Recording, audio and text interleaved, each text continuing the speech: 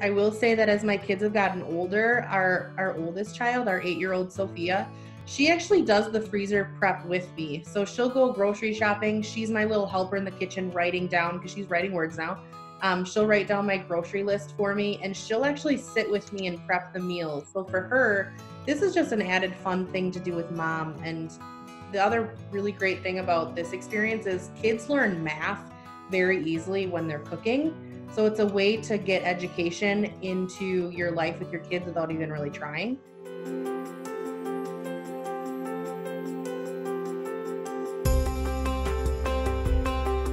All right, Mary, first off, thanks for joining us remotely to discuss this topic. Before we get into it, I know you're working remotely today. How's that going? How are you holding up? Good. It's been a little bit of an adjustment going from the in-office setting to working completely remote with my two daughters that are 8 and 4. Just transitioning overall from an office setting where I have people that I can talk with and make sure that I'm requesting the right information from attorneys to being at home has been different, but we were able to get through it using some online techniques like Zoom and Slack, and overall it's been pretty good. Awesome. So, Mary, I got a couple questions. So, you're a longtime meal prepper.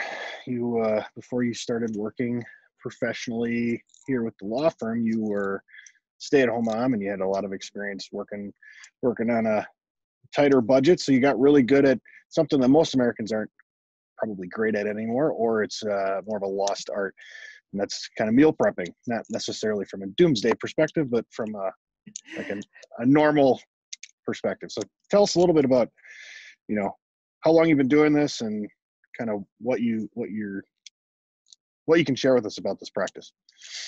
Yeah. So I've been married for going on 11 years this year. And when we first got married, both my husband and I were in college. I was a sophomore in college and he was in graduate school. And so we needed to live on a tight budget. And because of that, we started really doing rotating 10 meal cycles. So every season we would switch out those 10 meals. But what it did was it creates this atmosphere where you're constantly buying the same ingredients over and over again, and you're not wasting anything that's left in your pantry because you can know, well, in 2 weeks, I'm going to have another opportunity to use this same ingredient. When I had my daughters in 2012, I just didn't have the time having a newborn and just transitioning from a working mom to a stay-at-home mom. So what I started doing was large scale meal preps, the same version with 10 meals that rotated through per season, but I started large scale freezing them so they would last 30 days.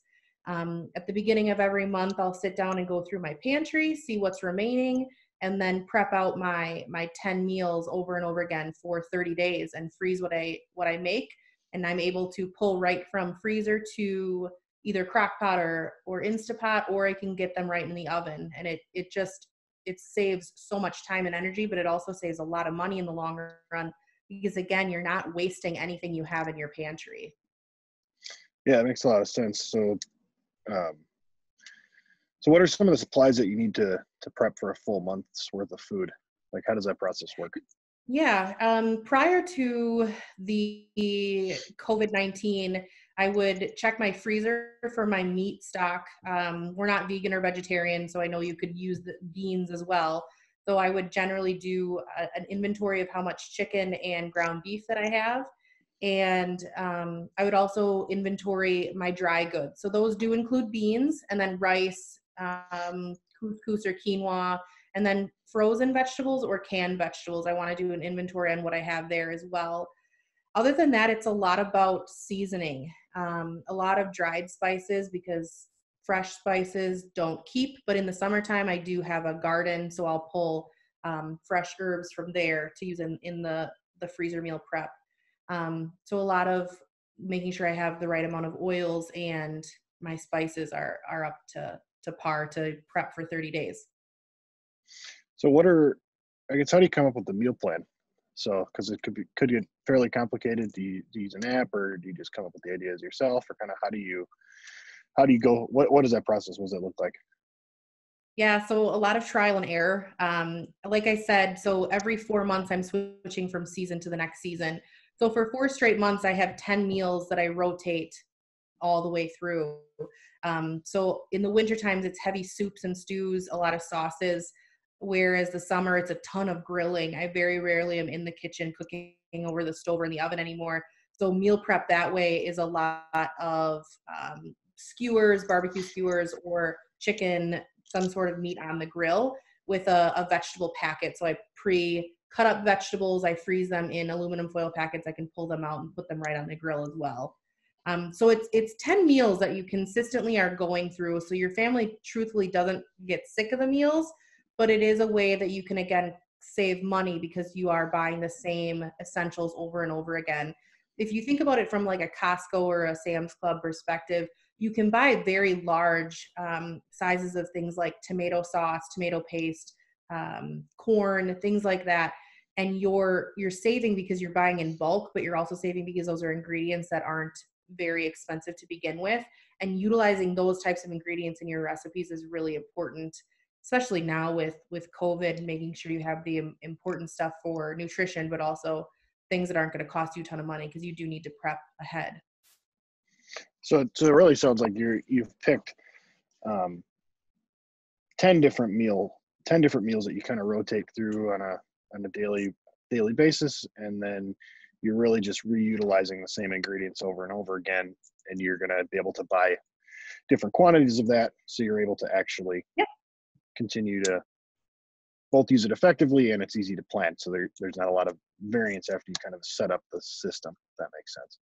exactly right. And when I say it's trial and error, it's mostly if I'm trying a new recipe for the season, I have to really either bank on my kids liking it or not buy in bulk right away to see if they actually do like it, because I'm going to be utilizing that at least 2 times a month for the next 4 months.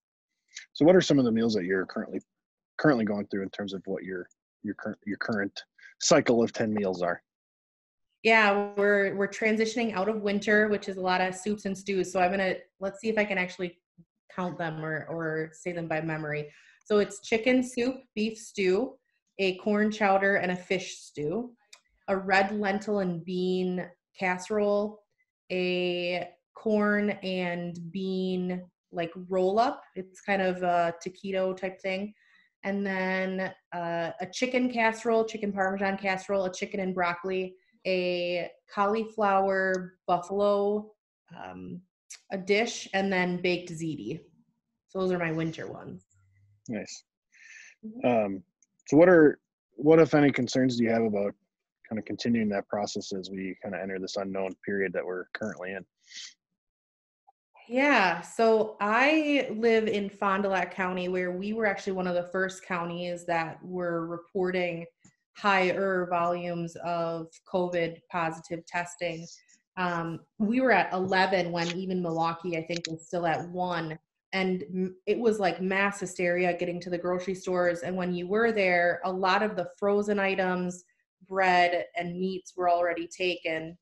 So at that time, it was the first actually full week into March when I went to the grocery store for that first time. So I had prepped out March already. It was completely done. I had the 30 days to get me through March.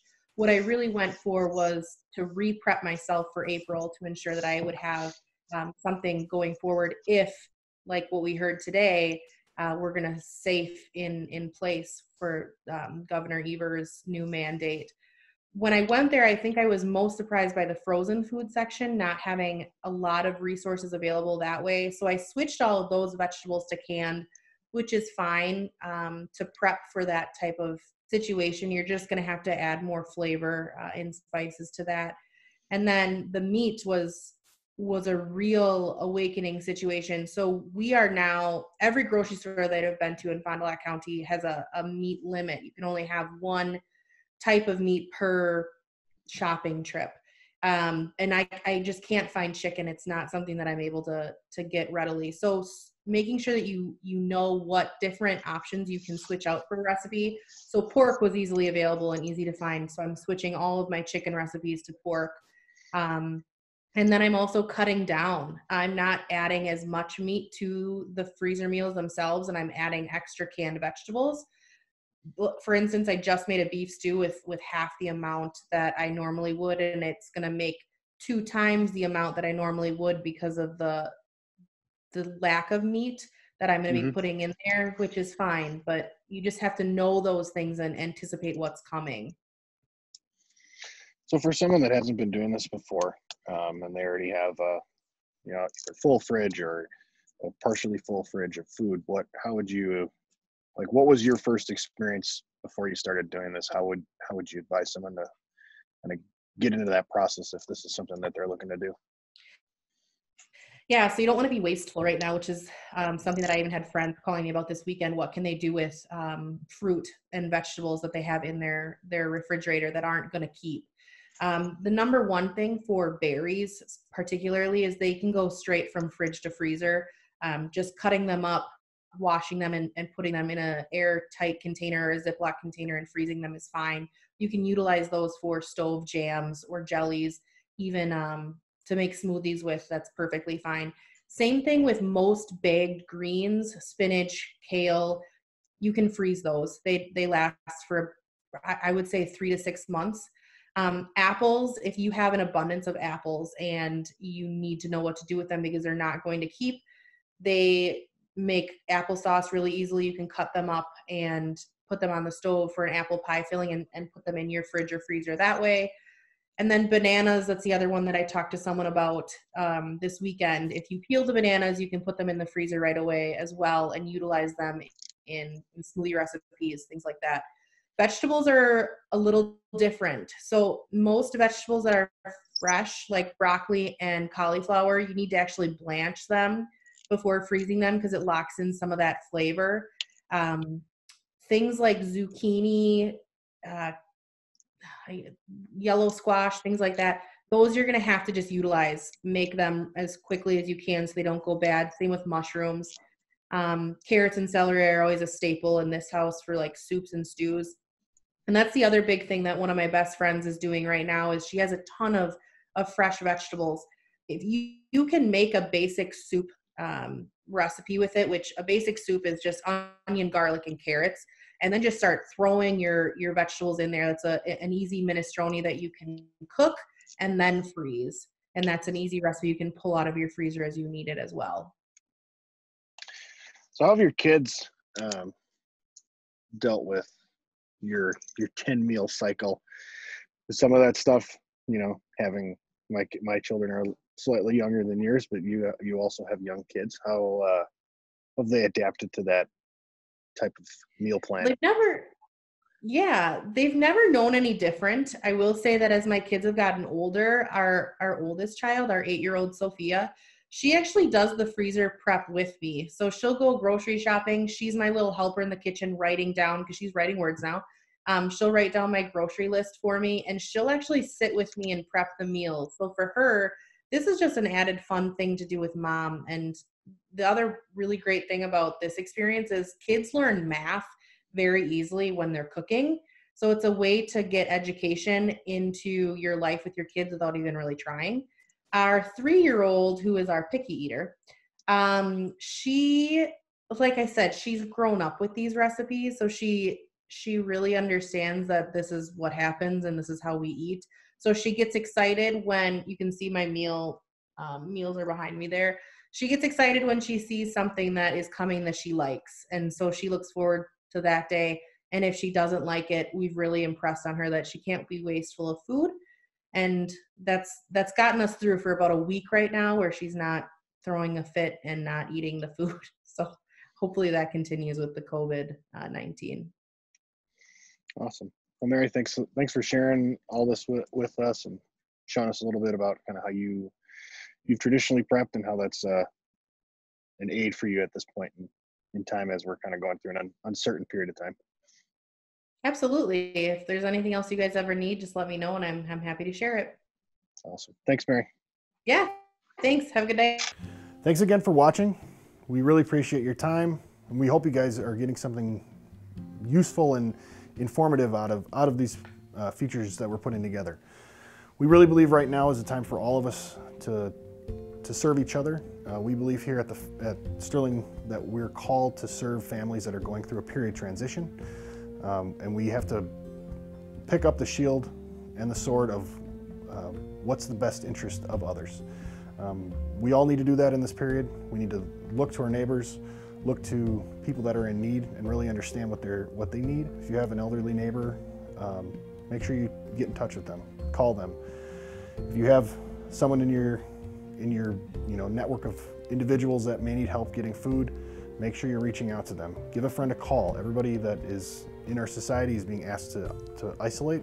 We can remove some of that feeling of isolation by connecting with one another. Families that are in this together, don't spend every waking moment looking at the news and just getting involved with everything that's so dire. Spend time playing board games, spend time enjoying each other's presence. Because we will get through this together. This too shall pass, and we will come out stronger and better than we were before. We look forward to continuing to bring you content. We hope you get value out of this as we journey through this period of transition together.